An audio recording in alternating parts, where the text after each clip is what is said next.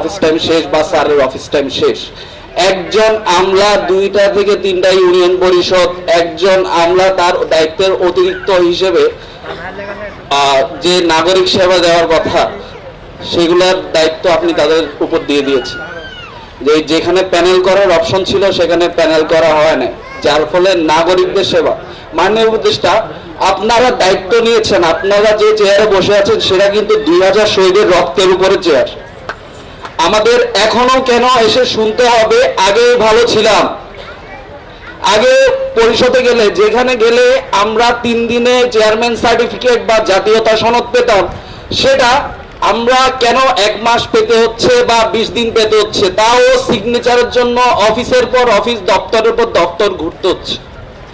মাননীয় উপদেষ্টা, আপনার মাধ্যমে সংশ্লিষ্ট মন্ত্রণালয় বা সংশ্লিষ্ট উপদেষ্টার কাছে আমি কথাগুলো পৌঁছাচ্ছে। আজকে সকালেও সিএনজিতে একদল মানুষ নিজেদের মধ্যে গল্প করতেছে, এই ভালো নাই, আমার চেয়ারম্যান সার্টিফিকেট, আমি পাসপোর্ট করতে পারতেছে না, মানুষ এনআইডি করতে পারতেছে না, এই ডকুমেন্ট সেই ডকুমেন্টের রিকোয়ারমেন্টের কারণে।